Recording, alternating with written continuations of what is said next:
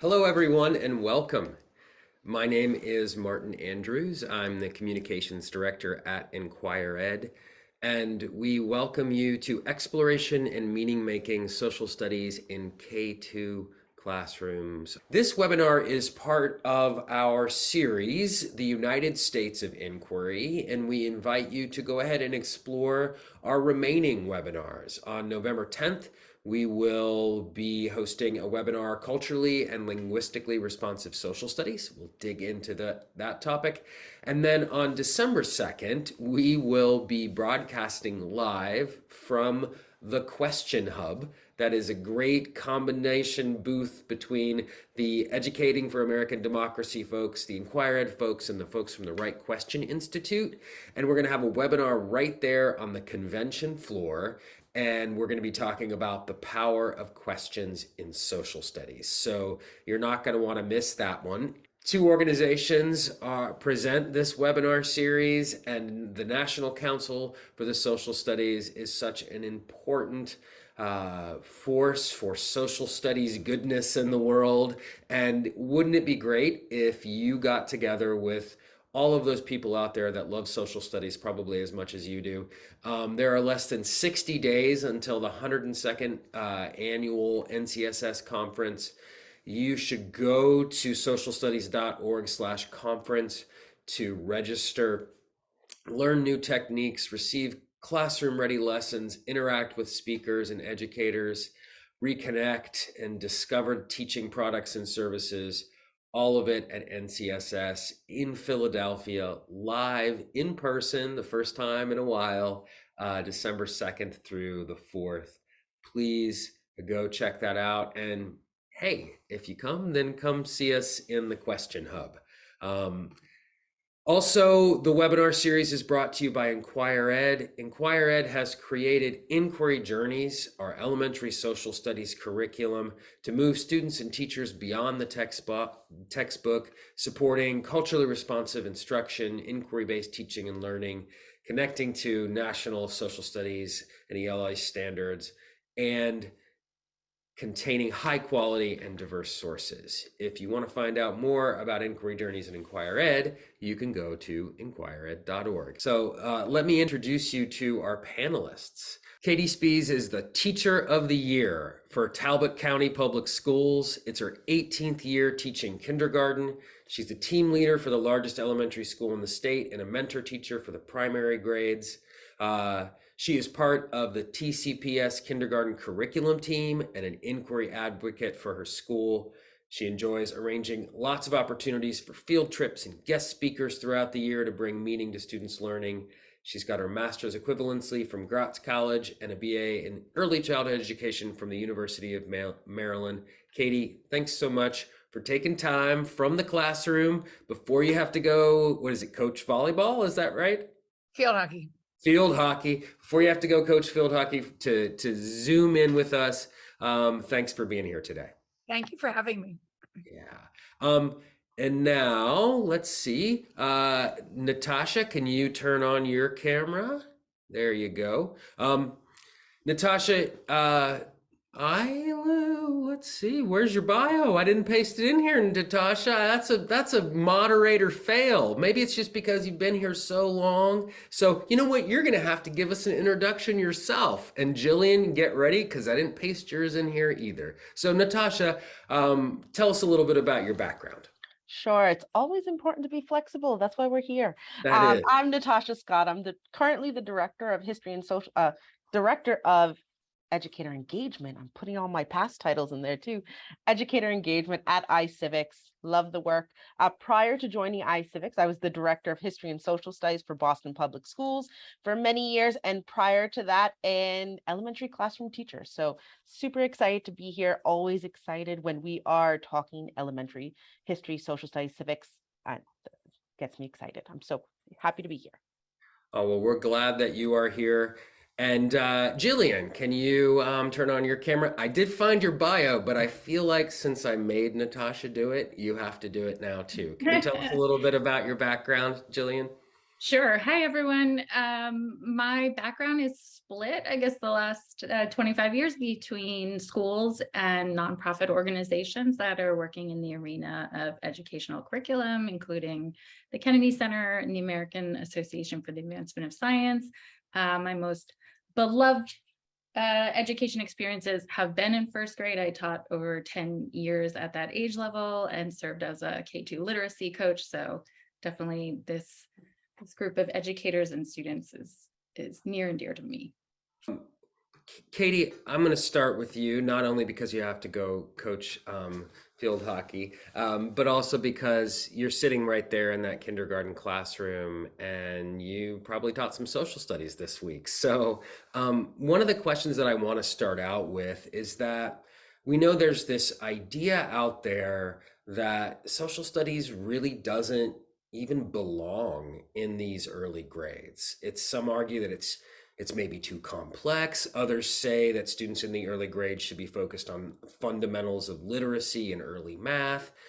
What is just a general response that you have based on your experience in the classroom? My personal opinion is that social studies is the umbrella for the whole day. I've worked really hard, and this year we start our day with social studies because English language arts is important. Math is also obviously very important, but all those things can be feeders to your social studies. So when you start your day off with that, all those things that you're doing in your literacy centers or in your math zones, I call them for our center time too, but those things can be blended into using your social studies topic. If you're able to start your day with it, I know everybody can't make schedules. Last year we had it at the end of the day and it was very difficult to even get it in. But this year, by having it in the beginning, you're kind of starting your day talking about it with your students. And then as they kind of go throughout their day, when things come up, you can reconnect it back to that main topic. And when you talk about all the higher level social studies topics that come up as they're in the older grades, they all start with the basics in kindergarten. So really just exposure, and I feel like so many people maybe outside the social studies world don't think of just school as being social studies, but this topic of school that we start our school year off with, which I'm pretty sure probably lots of kindergarten classrooms do, even just in language arts. It is kind of beginning your year. You're spending time getting to know your building, getting to know the humans that are in it that are supportive to you as a student and know their faces and their jobs. That's kind of where we are right now, that we just had an opportunity they had made a list of all the helpers that they were interested in and then voted on who we would actually interview. And it happened to be our principal. She came today and they asked them the questions that they had come up with for her. And then she invited them to come to the office because they asked, where do you work at actually? So we went down to the office and saw her actual office. So to me, I just think there's so much value in it, especially if you begin your day that way. As I taught many years in Anne Arundel County as well, and we did primary years program for any of you that are out there that do that as well.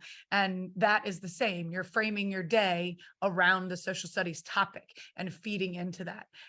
The kids can make so many more connections when all their learning is integrated like that.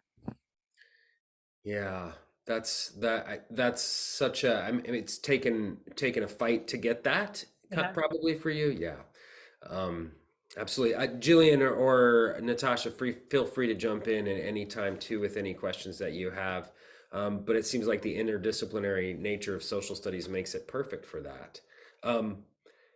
You talked about this interviewing uh, activity that you're going to do, and actually, I think Jillian is going to talk a little bit about that navigating school inquiry that you're working on. But since questions are so fundamental to the social studies and specifically to inquiry in social studies, what is it to generate and develop questions with K-2 students? It's very different, obviously, than working with sixth grade students when you're really developing those complex questions. Maybe at the early grades, they don't even know what a question is. So tell us a little bit about your experience working with I think maybe you do the QFT with kids. I don't know if you do that or not, but talk to us a little bit about your experience. Okay, so a little bit, we do that a little bit, but we sing songs even to start off. But I think to get students that are 5 years old, pre-K, kindergarten, first graders, to ask questions, they have to be interested in it. And then it starts to come naturally, because trying to teach them at this moment what a question is, they don't even actually know what a sentence is. Like, part of our language arts program is counting the words in a sentence. So they don't necessarily make the differentiation between a question and a sentence that deserves a period. But when you get them engaged and they're interested about what they're learning about, we kind of started that before we kind of brainstormed questions for who we were interviewing. I had them ask me questions about anything they were interested in about me. So that kind of got the ball rolling. And as one child kind of starts and they hear them, it starts to snowball a little bit more. So we added that into our lesson of just kind of just asking me anything you're curious about me. And they kind of went with that. After that, we did the lesson in inquiry ed where they're able to move. So for those of you that aren't familiar, there's a lesson where we're looking at different questions and we're seeing if they're purposeful or not for who we're going to interview. So thinking, they listen to a question, what's your favorite food? Well, is that going to help us learn about Dr. DeVeric's job as a principal? So we kind of go through that and they move their body from one side of the room to the other. So having that conversation, and just because it's nobody's question per se, I'm just asking them. So no one's feelings are hurt. But we're able to kind of talk about the different types of questions and how it's helping us learn about someone's job. So this beginning of the year questioning is needs a little bit more guidance. As we do go throughout the year, they get so much better at it. But even I notice a difference between if I just ask them bluntly for a question, or if you build that interest. As they become interested in the people in our school and they're curious about things about them, they're able to kind of brainstorm them a little bit better. Yeah, I think Shelley in the chat asked, how is Katie defining social studies in terms of guiding her kids to navigate the school world? And I actually think if you want to share your screen, because there is getting around the school, that's something kindergartners need to learn. And I think Jillian, you might get into this a little bit too. But then there's also making that into a social studies investigation. And I think if you share some of the things that you brought, we might see how it becomes more a deeper investigation in the social studies. Yes. I will share my screen. At the beginning of the year, we are obviously doing social studies.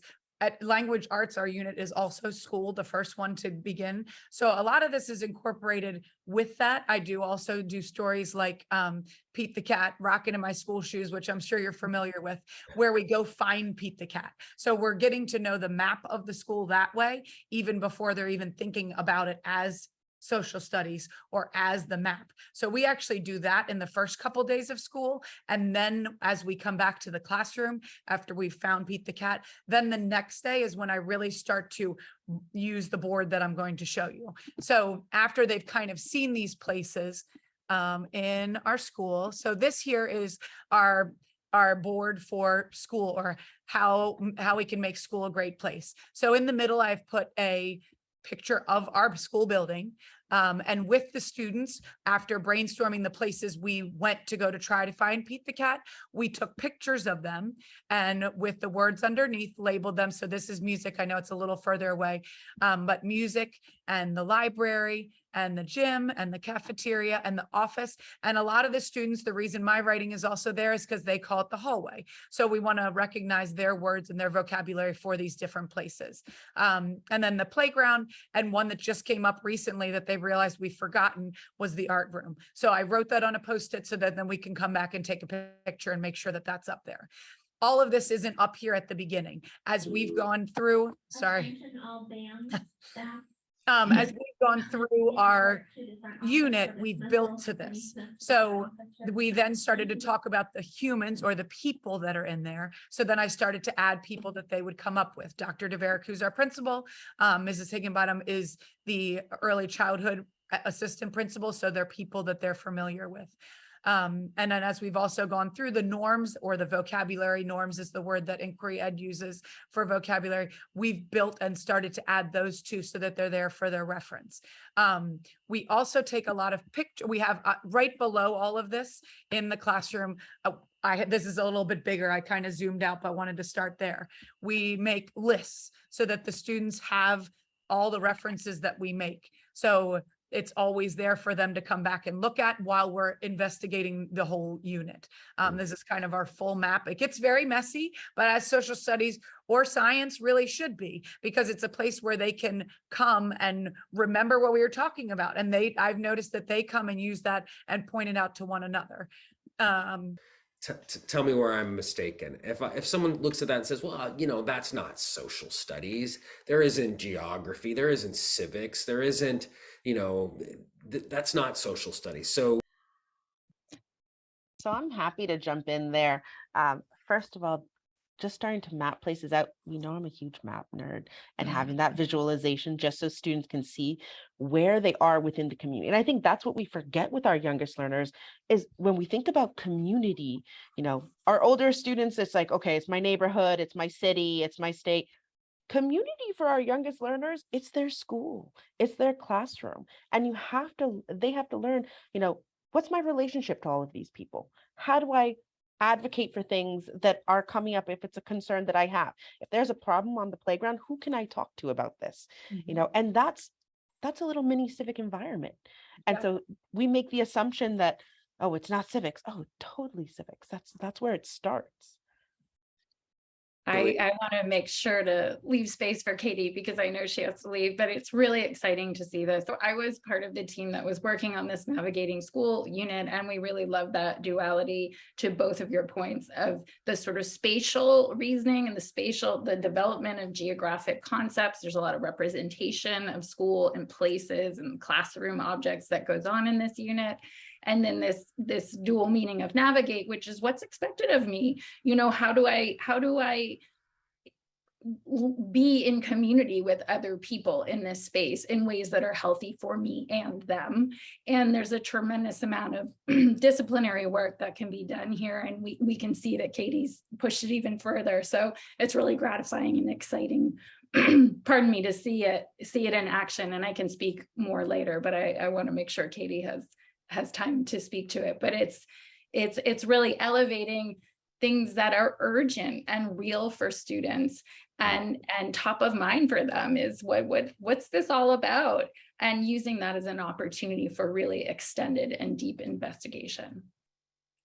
So one of our lessons also, we built our classroom as a map. So I forgot to put that picture on, or I would be glad to show you. We use actual blocks from our block center, and we use kind of our carpet, our big carpet we sit on, as our classroom. One of the ideas in Inquiry Ed is to build the school. For me, that's a little bit too grand, especially our school is extremely ginormous. For the kids to kind of put a grasp on. So instead we took it to a little bit more local and immediate to them, and we built our classroom. So we took a look and we did a 2D map first on a piece of paper, and they helped me draw shapes on a piece of paper that modeled the things that are in our classroom, like tables and all the different shelves. So then the next day we came back to it and we left our 2D map up so we could see it, but then built it with our blocks. And we talked about why it's important to know where things are. And as we come back and we talk about how social studies is everything necessarily in terms of, like you're saying, you don't know how it's civics or know how it's math, but even just position words. After we kind of looked at the map we had built with the block center and talked about its value, they had to guide me from our classroom door over to almost where I'm sitting, which is diagonally across my classroom with many different things in between, with myself blindfolded. So they had to use those words and all the different things that we had done on the floor to help me navigate around our classroom. So though, just kind of bringing it home to them so that they can see it. Assessing in kindergarten. Yes, we do some writing, which I did bring some, and how it is different, which I'll show you. But a lot of it is observing and taking those anecdotal notes and listening to whether they're utilizing the vocabulary that you've taught throughout the unit, and then if they're using it correctly and how it's being modeled in the different situations they're in. Writing is also a great way to bring that in. So some of them are ones that Inquiry Ed has brought. So I didn't put pictures of these either, but I figured I could show this friend. She doesn't have words yet in terms of, she's one of my ELL friends, but she was able to say that this was cafeteria because this is where this is. And she says, because she has to eat lunch. So you can see through the details she's adding in her picture that she's starting to understand what that place is. another one of my ELL friends, this was where this was talking about the rules we have to follow. So this was, and what he explained was, this was the hallway. And my friends, when we line up to go to the hallway in my classroom, they line up on a number that coincides with their job for the week. So he drew the numbers to kind of show that's what the kids are lining up on. When I kind of talked to him and had a conversation, that was how he explained why the numbers were there. So they're really starting to make connections from, that piece of the puzzle to this friend who obviously is ready to use her words, and explain to her where she is. She's in the gym so that they can listen, so they can learn to play new games. So even at the beginning of the year, I want all, and I love having the intermixed levels, because then when we go to do that final project, when you put them together, they're learning from one another. They're hearing all the vocabulary and they start to put it into play during their playtime, during their work time, and all the pieces of the puzzle, because social studies is that. It's kind of all day. And I would say too, just one more part I brought that is valuable to them is to see them, for them to see their work published. So taking pieces that they've learned, and this was almost first week of school, but something that when they are, this was why we wanted school. We read a story about school and why we were telling school that school was great. So they love when I have these books, and I'm sure many of you are early childhood educators have these in your classroom as well. But that's another piece that where social studies can fit in. So to me, again, I just feel like I want to really reinforce that social studies doesn't necessarily need 20 minutes. Social studies needs to be incorporated throughout your whole day, because that is kind of the conversation for your day. It sets you up so that the rest of your day can come underneath and you can teach them through using that.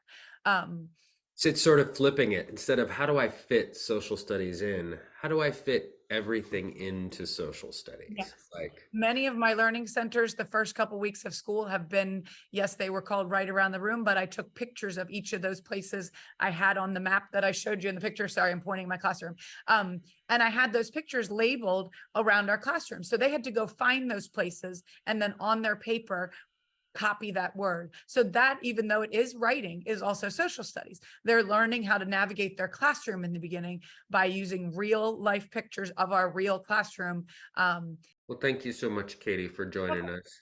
And Natasha and Jillian, Jillian, it must be really rewarding for you to see a unit from Inquiry Journeys, Inquire Ed's elementary social studies curriculum that you actually worked on, to see like it come into life, It's so exciting to see it, because curriculum is a living thing and we don't get to see that side of it. And ultimately, I just want to say it resides in the hand of the talented educator, and that is, enacting it. And I think what Katie shows is that part of social studies at K-2 is the modeling and the constant creating of that democratic community of people, and showing the norms of how we're going to be with each other in this space, and all of the ways that you talked about inviting participation, creating those norms and invitations for students to share their curiosity, meeting their needs in terms of how they're communicating their findings. That is all like such important modeling for students. So there's what you're teaching, right, in this unit, but I think it comes to life and has wings because Katie is creating and modeling constantly what it is to make choices that show inclusion, respect, community. And so I really appreciate, because without you, it's words on a page. So thank you for sharing that. It's really, really exciting to see. Of course. Natasha, I want to zoom out now and talk about and really talk to you and then talk to Jillian about trying to put those words on the page, right? That will allow a teacher like Katie and like the teachers that are joining us today to go on the inquiries, to do the explorations, to dig into the topics. So I know that you, as in your role as working with the EAD framework, you were the co-chair for the task force in K-5. And can you give us a little bit of a background on how the roadmap itself approaches? I mean, people on the call, first of all, might not know what the roadmap is. So, could you tell us a little bit about the roadmap and then maybe how it approaches K-5 social studies in general and K-2 social studies more specifically? Really, I think when we think about EAD, so Educating for American Democracy, we all know our acronyms, but EAD, as we fondly call it, really gives us the guidance for excellence in history and civics instruction. And when we think about that, one of the pieces that I really love there is that vertical alignment piece across K-12. And that's where I'll pop in my slides in just a moment. But as we think about how that actually developed, it was by bringing educators, bringing lots of different perspectives to the table in general for the creation of that roadmap. And then we had a small group that actually came together for that K-5 task force. And what was vital there is we had teachers who were in the field. We had people who had just been just in deeply involved in K-5 education for a really long time. So it wasn't people, these questions weren't developed just by these content experts who just, it looks different when you're talking K-5, right? Mhm. It feels different when we're talking K-5. And that was really something when you look at the K-5 questions. So there's K-2 and K-5. When you look at those questions next to each other, you see that direct correlation and that direct growth there. And that's really what we wanted to do with those K-2 questions is establish that really strong foundation for the rigorous content that we want to see in middle school and high school. And lots of times it's, oh, rigorous content in history and civics and social studies in middle school and high school, but you got to start someplace. And that's really what we see with the EAD roadmap. In K-2, we start a foundation. In 3-5, we deepen that foundation and get into some more historical concepts. And then in 6-7 and 6-7, all the way through 12, you see where that really deep content and specific information comes into play. Within the EAD roadmap, there are 7 themes, and I'm just going to show you an example using the first theme, civic participation. And one of the things that is wonderful about the roadmap is it actually represents history and civics together. So when we think about how complex social studies is as a topic, finally identifying that history and civics, they go hand in hand. This is what one of those pieces that the roadmap does that we really appreciate, and constantly having those history thematic questions and civic thematic questions. Now, right away, one of the things that we thought about across that K-12 span is thinking about, well, what are these key concepts that we're working on in K-5, and how do we see that progression into 6-12? And as we think about that, we see where some of these concepts connect, exploring the diversity that makes up the American community in K-5. Think about how you're learning about members of their community, their school community, their class, their family histories. And then we see that then make that connection. I'm going to click properly here. There we go. Where we can talk about the challenges and the opportunities for pluralism and diversity and unity within the US. But if we haven't understand how complex our communities are, we can't get to that richer conversation later on. Now, one of the other pieces that we see here is within the roadmap, it's inquiry based. So we have these layers and layers of questions. We started with those thematic questions and key concepts, and now we get into these driving questions. Think of these questions as questions that can guide units, broader, longer periods of time. And here, as we see in K-2, really thinking about this civic participation, pulling to the surface there, how have people made our community better? Okay. And then we think about it from the civics lens there. When and how do we speak up about something? And we can see how that then progresses into 3-5. Okay. When and how do people take action in order to solve problems that affect them and others? So we can see how this gradually becomes more complicated rather than just saying, I'm going to look at leaders that are very far away from me, starting with people who can make change close to you. Okay, thinking about people in your classroom community who can make change, thinking about people in your school community who can help make change. And then it sets them up for success as they get into those topics a little bit farther on. I'm going to highlight actually a couple of the different educator resources that we see on the website. So there's questions for each theme that go across K2, 3, 5, 6, 8, 9, 12, and you'll be able to see those very easily. And then there's also a collection of resources, educator resources. And part of the reason that I highlight these is sometimes we're really trying to figure out, like, how do we make this possible in our classroom? How can we start thinking about it? And since EAD itself is not a curriculum, what it's done is curated a variety of resources to give classroom teachers different snapshots that they can start pulling things in to their existing curriculum, depending on how they align in their community to their state standards. Now, this resource here, Portrait of a Hero, National Endowment for the Humanities. And what I love about this lesson is it pulls in different heroes that we see in the past and actually begins to paint that picture and have students do that analysis themselves. I think as we think about this and how we are empowering our students to really do the investigation, collect the information, and understanding that even though they are young learners, they have opinions. We know, I mean, they have Mhm. opinions. They want to understand. Mhm. They want a reason and a rationale. So thinking about how we start that at a very young age is exactly what we see here. The other piece that I just want to highlight too, we have this practice of constitutional democracy and student agency. And this is a screenshot from way back in the day. But if you're familiar with the book Duck for President, the question that was posed here would you vote for Duck for mayor of Boston? And students, you could see, decided that they were, yes, no. And what we often think of is these practices and these simulations are something that can only happen in the secondary grades, and that we have to wait until we can have a student government. We have to wait until they understand. They understand.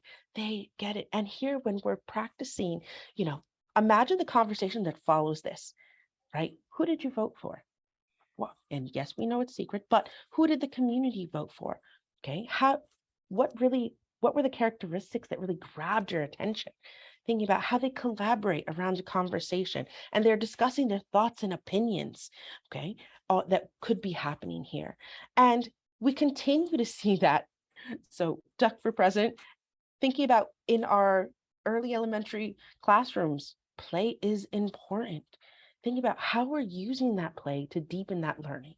So in this lesson, they again were continuing with that theme of Duck for President, learning about voting, and they could pick who was going to be their candidate that they were going to make a campaign sign for. So here, obviously, Ladybug was a very strong contender in this race. And then they got to make a polling station. So they used the blocks in the classroom. You can see that on the second slide. Blocks in the classroom to make that polling location.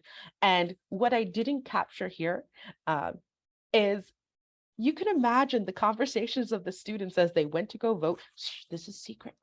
I need my space. I need to concentrate. And how that was happening. And then you had other students around the classroom campaigning for Ladybug, and someone else was campaigning for Butterfly. And it was just absolutely amazing, because this was all from their own creativity and taking the concepts that they were learning and really putting into action. And as Katie had mentioned before, that observation, this is not a bubble test for kids. It's not, do you know how to vote? What is the process? But instead, it's, hey, how are they engaging with these concepts as you observe how they interact with these different centers? That play builds such deep background knowledge, and like Jillian often describes, like the hooks that are ready for later kind of really complex learning, with all those little hooks that are there that have I've played with this, I've made it my own, and now later on in my experience I'm ready for some really complex conversations. Exactly, Martin. And so with that too, we know lots of our, and I have another image with play. I'm going to come back to that. Another resource here is from Kid Citizen. So Kid Citizen really allows them to have that interactive experience if you have a lot of technology in your classroom. But they also have voiceover narration on their resources, so that as you can have your students listen, okay, watch what's going on, engage and respond. and still using that inquiry. So when we think about play and inquiry, this was, they were designing their neighborhood. So imagine these questions. And in the roadmap, we see questions like, what is a community? How do communities shape the land, and how does the land shape communities? How do communities change? Okay, think about Katie's classroom, and I'm laughing because I could totally see, that one student who's like, oh, we need an ice cream shop in our community because I love dessert and it's going to make people happy and we need to put it here. And thinking about how those different additions happen. And to us, it's like, okay, ice cream shop. But what was their rationale, right? Thinking about how they were advocating for that. So you really see these concepts come together, which I personally love with our elementary spaces and our early childhood spaces. And this resource from the State Historical Society of Iowa, they've collected primary source images from students and children playing years ago. So again, it's not too early for them to engage in primary source analysis. It's, let's look at the image, let's talk about it, let's engage with it. Yeah, so that is, and I'm just going to give a little plug while we're here. Go While I for have it. these slides showing, iCivics is actually coming out with some elementary resources, which we are super excited about for K-5, inquiry-based, called Private Eye History Detectives.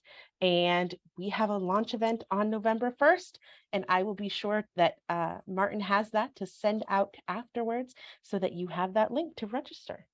And on that note, I'm going to stop sharing my screen. Thanks so much. It was great to see, I think, and I think it was Shelley mentioned to see the progression of the questions across. That's really what is so important. And one of the ways that we talk about it, and Jillian, you talk about it about this way a lot, is like a spiral. And so you're both nodding your head. Tell me how social studies learning, or what Natasha was just talking about, Jillian, like how is it a spiral? Like why the spiral? One thing I really appreciate about Natasha's presentation and the work that it represents is that intentionality. Like it's building the foundation, moving forward, but it's also showing us that intentionality that is present in K-2 classrooms. And I think things are often written off as being like social emotional learning. It's a yes and it's also social studies, and the reason that it can be deep social studies learning is that intentionality. And I think those progressions, those through lines, they help you elevate key core concepts, disciplinary skills that students will encounter again and again. So this isn't happenstance. This is, valuing the world of play. But you could see Natasha was like injecting, examples of where the teacher's setting up some constraints or some intentionality, or asking kids to reason with some evidence, or, vote and then unpack that. They could even say, is this the fairest way to vote? What happens for the person who, we had cat and dog votes that dissolved into tears. You need, and kids are really good at pointing out inequality and, unfairness. And so that can slow things down. But if you lean into it, that's what it's all about, is unpacking some of that. So I really appreciate that work that was done to elevate the import of what is being done at K-2, but also help us kind of train our disciplinary lenses to elevate that which is really going to build a foundation. And that's where that spiral, in my opinion, really starts to take shape, and you can see it emerge. Yeah, Jillian. Sorry, Martin, I just had to jump in. Please. Jillian, I really love that too, because it really makes me think about how in our early elementary classrooms, our use of read alouds and making that literacy connections, they're great. But sometimes if we push that extra step and ask that question that was a history or civics focused question, that's when it goes beyond just having a fabulous read aloud, but actually pushes it to, oh, this is a read aloud with history and civic connections, and just getting it to that next level is really what we love to see. And I think the other piece with spiraling that I just wanted to chime in on is when we think about spiraling, understanding that as an elementary teacher, they'll come back to the content again. You do not have to teach everything. Give them a strong foundation so that they can continue building on it in the years to come. Because I feel like in the elementary classrooms, like, I gotta teach everything. It's like, Right. it's okay. It's okay.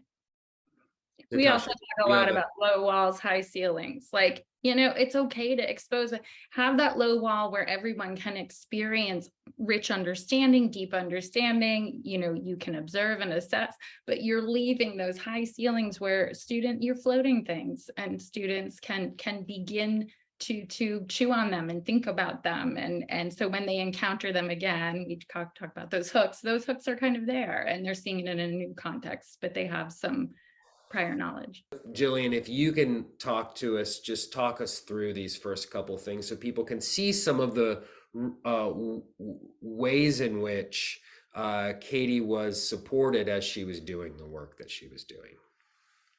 Yeah, so we just began with the students' interests and developmental needs, and quite frankly, the practical needs of teachers, which is that we need students to navigate this school with safety and respect and increasing independence. And so helping students to create mental maps and physical maps of where things are, where do I go for help, how do we get from A to B, how do we do that safely, and just kind of creating different maps. What I loved is that Katie met her students where they were. We're not going to map the whole school, it's too big. We're going to do our classroom. There are both lessons in this module where they're looking at 3D maps. They're creating maps on their inquiry wall, and they are using language to describe where things are. It's a really old book, but it's Rosie's Walk, and this hen is walking the farmyard, and there's sort of a sub story that's happening, and using all these positional words. So then the students they walk their playground, they're learning the rules of their playground, the norms of their playground, but they're also retelling what that walk was and where they were in location to other objects. So they're just using this language, they're developing some spatial sense, and it's just kind of laying the groundwork so that as they begin to encounter maps and they start to think about, spatial relationships and how we just describe location and position and how to get from A to B, they've started to, kind of percolate on some of these ideas. So as they're doing that, they're also developing the sense of themselves as civic actors, as members of this community. So as they navigate, they're also looking at the norms in different spaces and why they might differ in the gym, from the library, from the lunchroom to the playground, but that foundationally, whatever those norms may be, they're all cutting toward the same thing, which is being safe, being respectful, including people. What does that look like in different environments? What does it look like for us?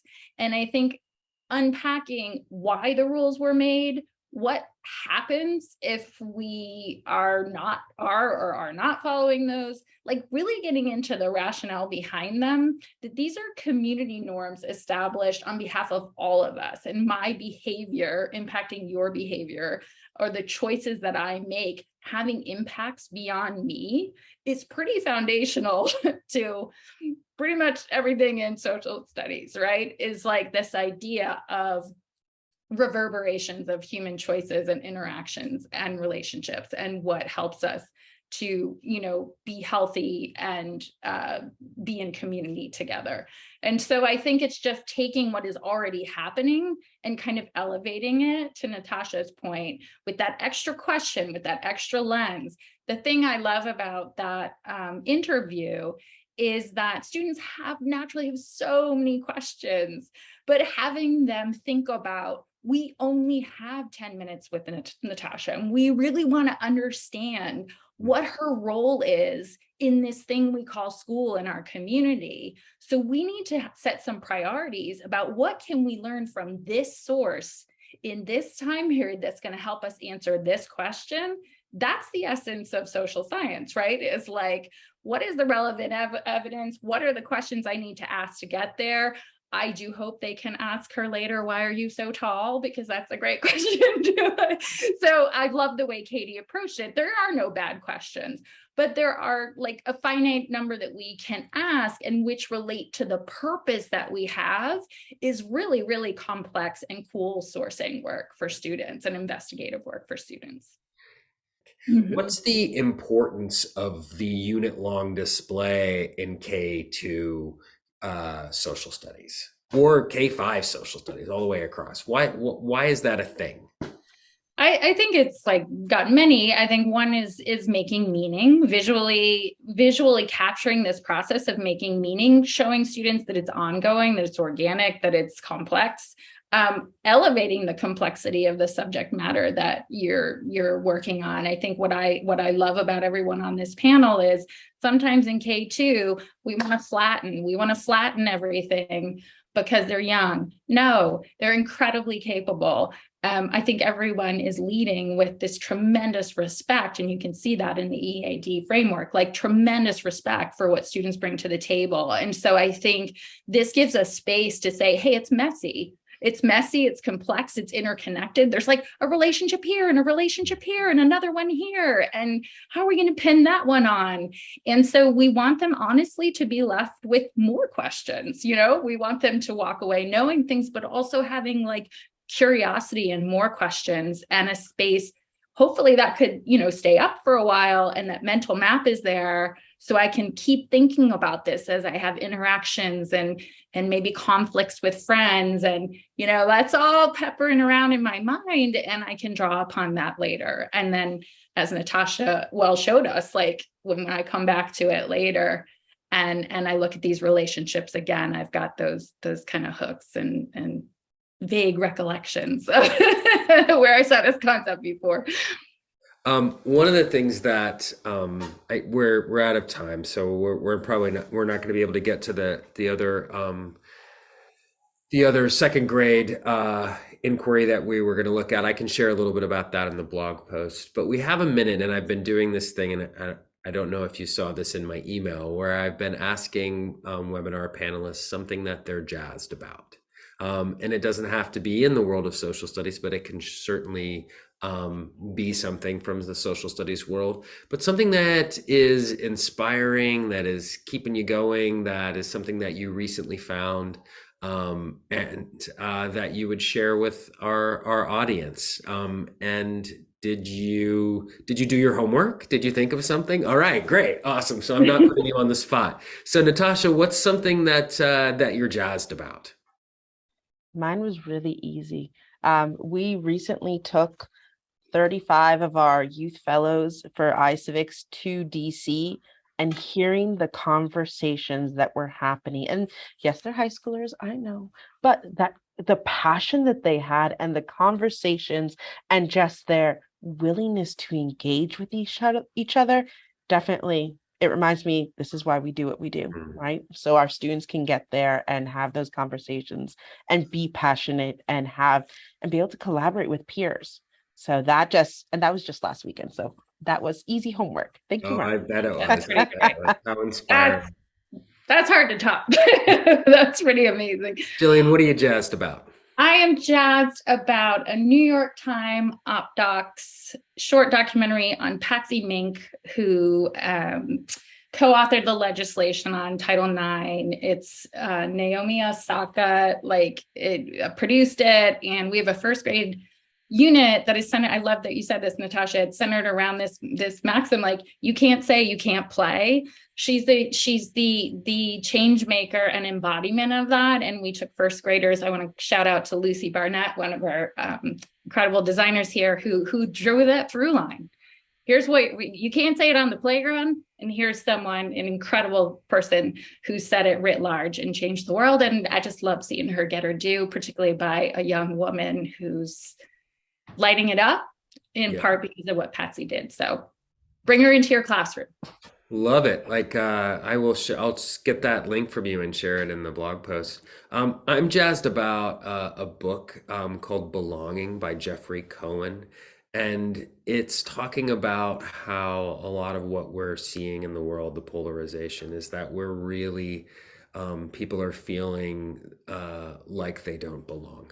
And that there's a lot of science in psychology and in brain science that can help us understand what makes people feel belonging, and begin to try to nurture that in our relationships. And I thought about how much educators are on the front lines of a very polarized debate, and trying to make students belong in their classrooms, but also their parents who have different beliefs and different views. And so I'm really jazzed about that book, and I'm reading it right now. So that is what I'm jazzed about. I am jazzed about this. I was jazzed about this webinar. I'm going to be jazzed about it when I'm writing the blog post. I thank you guys so much for joining us today, and thanks to Katie, who's on the field hockey field right now. But thank you so much, Natasha, for being here. My pleasure. Definitely happy to be here. And anytime we can talk elementary social studies, history, civics, perfect. And You're Jillian, on. thank you so much for joining us as well. It's great to have you back. It was a pleasure. Thank you both so much. All right. Take care, everybody, and have a good night.